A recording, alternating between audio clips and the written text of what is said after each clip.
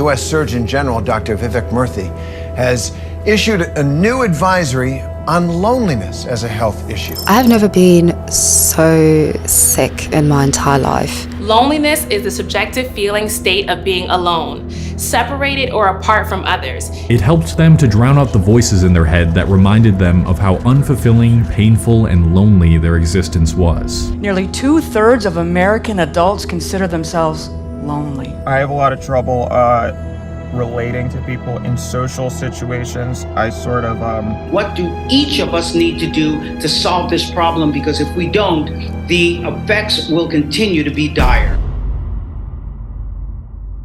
So I made the mistake of being in my bed after 10 a.m. and I was laying in bed and I just said, damn. Why was I saying this word? Why was I just, man, you know what I'm saying? Man, there's nothing I want to do more right now than to just give up. Does my face look wet to you, by the way? I tried to splash water on it so I would wake up. I don't have the sense of, oh man, it's just overbearing weight to make videos right now. No, I just don't want to do anything.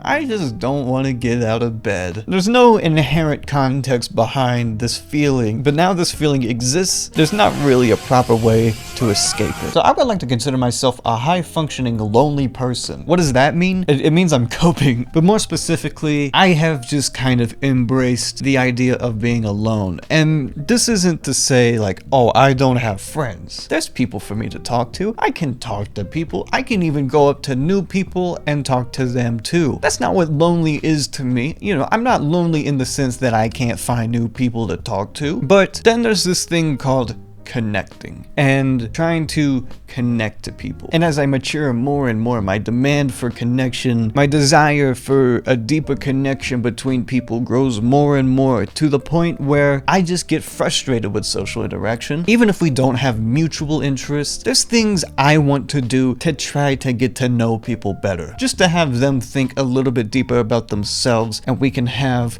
a conversation about feelings. Let's just say I'm in a drought right now. So I think I've gone through many phases of being lonely. The loneliness I feel now is not the same that I felt 2 years ago or even 2 years before that. It's shifted a lot. It's shifted. It's not just this consistent feeling of, oh, it's just me. Oh, it's just been me for these last 4 years. No, things have changed. I don't think there's a single person I talked to 4 years ago that I talk to now. Is that a problem on my part, their part? It's a mix of both, of course, as is anything. Man, I'm lonely. This is such a feeling that only I can feel because I'm alone. I don't know how do I like express being lonely to other people. I'm alone. And then you look at these studies and it says, oh, there's just 50% of people in your generation are lonely. Where did they come from? Where did these people come from? I'm lonely. I know that much I do know. You're telling me everybody's feeling alone and nothing is being done about it? Like, they can't be lonely with me? I'll be honest, man, it was so much cooler being antisocial like 4 years ago. Before everyone else started doing it, I was going around high school thinking like, yeah, I'm antisocial, you know?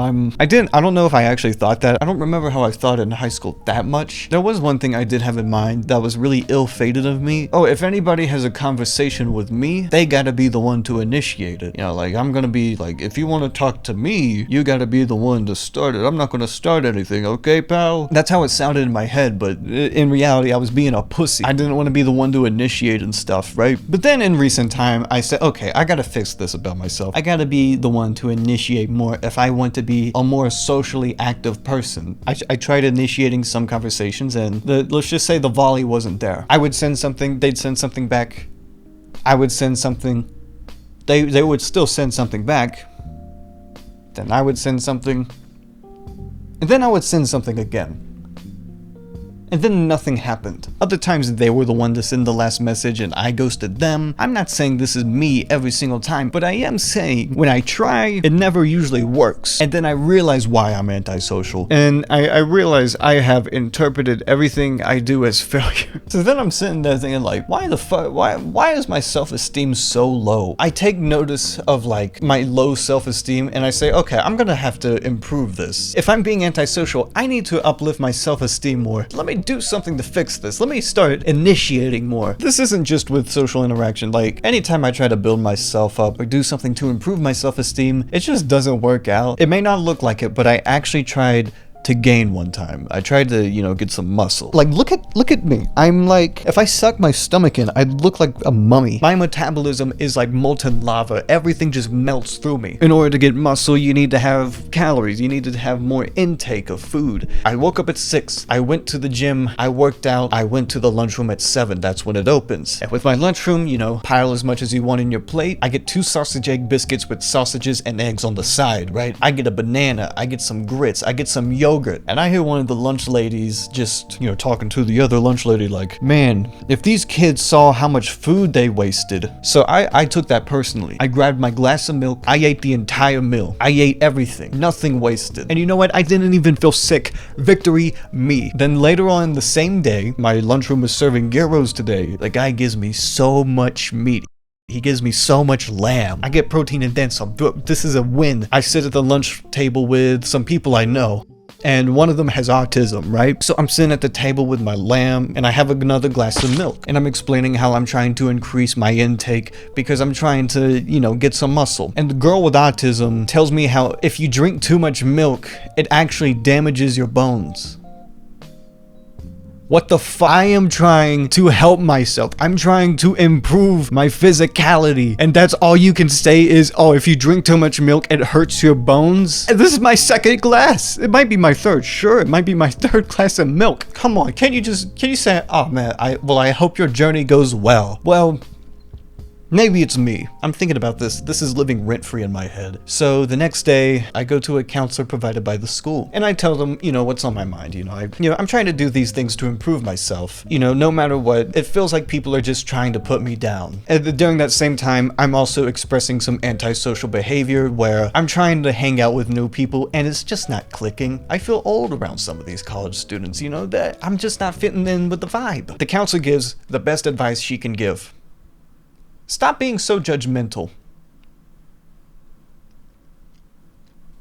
Me? What the fuck? Seriously, me? I'm the one that has to stop being so judgmental. Me? Oh, not the lunch lady that just looked at my plate and said he's gonna waste a bunch of food. Not her. Not the girl with autism that commented on my milk consumption.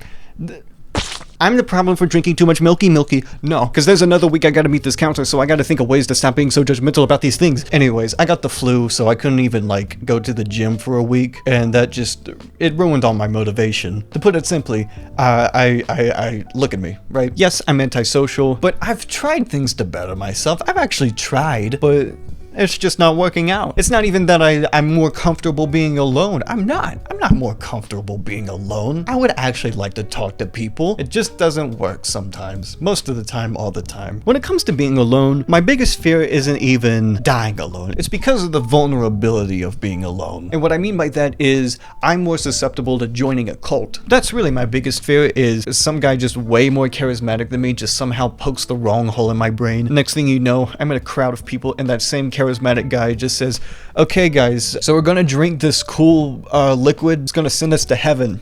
Heaven juice. I call it heaven juice. It's more just about people taking advantage of the loneliness I have. Good Lord, do you see a lot of people taking advantage of this lonely people epidemic? I'm a pretty good sponge for people to project their insecurities onto. There's a lot of people that just tell me to hit the gym and stuff like that. A lot of people think the cure to being alone is masculinity. My ticket out of being alone is being the ideal man for a woman. And it never works out because you're not going to be the ideal man for a woman because look at you. I don't give a fuck about being a man, and I don't mean that in an androgynous way, but in terms of what being the ideal man is, it's I don't care. In order to be a man, squatting 250, that's what being a man is to you? That's it? That's your goal? And don't get me wrong, that's perfectly fine to have as goal is to, be strong enough to do a task like that, but for that to be the definition of manliness and being the cure to your insecurity and lack of self-esteem, just don't put that on me, okay? If you think that's the cure and you're gonna try to fix that and do that, go ahead, but just don't put it on me. When it comes to this desire to be a man or to be masculine in order to escape your weakness, what is your weakness, right?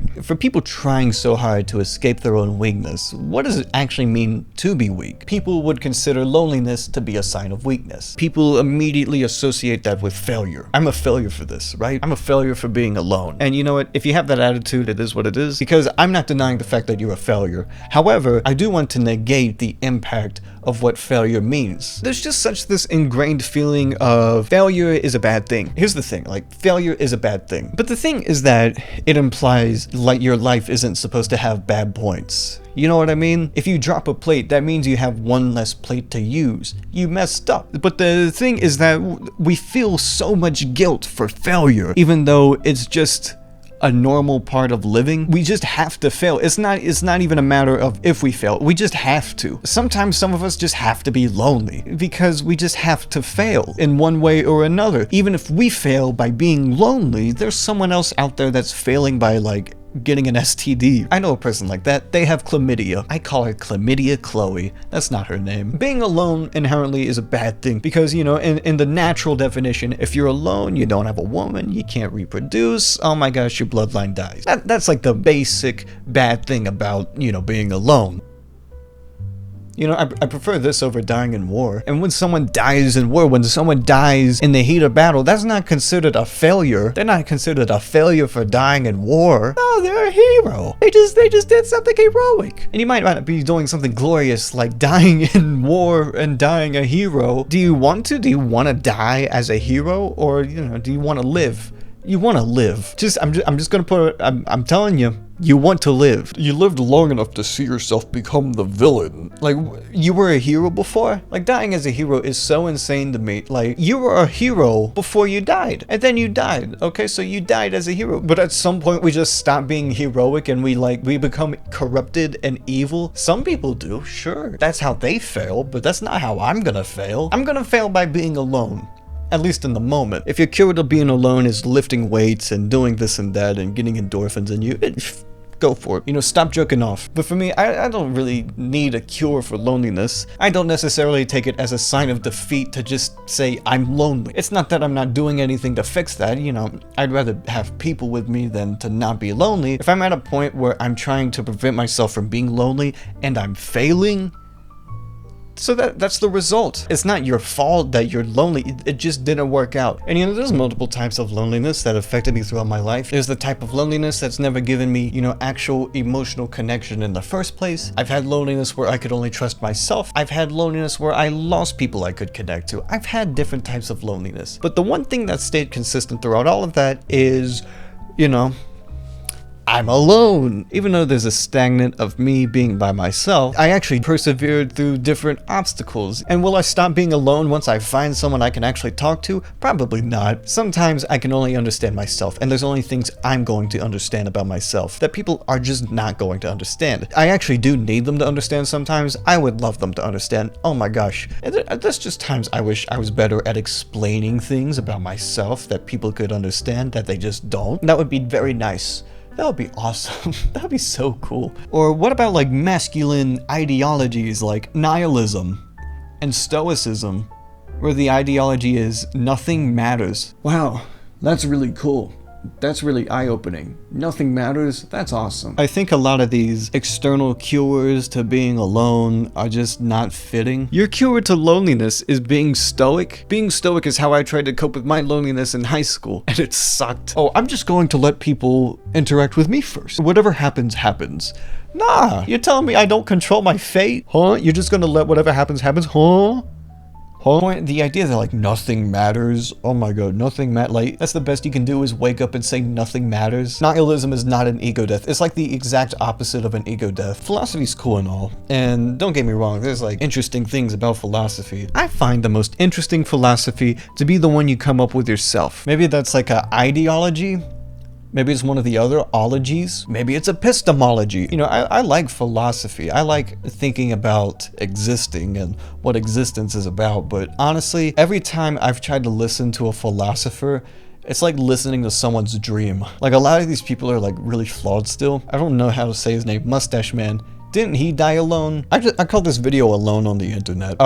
So where does the internet come into this? Well, social media. I'll be honest, like at first I was like extremely alone on the internet and I had all of my friends in real life, and ever since it's just flipped. And when I say I'm alone, that's not to discredit anyone I consider a friend, you know? And when I say I'm alone, I'm not saying, you know, it's your fault that you make me feel this way. No, I am saying, We probably could connect more. We could probably hang out more. Social media doesn't really make me feel alone. It makes me feel other emotions. It makes me feel frustrated. When I look at the social media of people I know in high school, you know, like I don't look at that and I go, oh man, they get so much more attention than me. You know, maybe I'm deluded by my 10,000 subscribers, but I just do not care about what people from high school are doing. The feelings of loneliness I feel, it's not from social media. Like, people are like, oh, it must be social media that's making people feel more alone, because when you wake up, the first thing you do is look at your phone instead of talking to coworker. You want to know what gave me low self-esteem?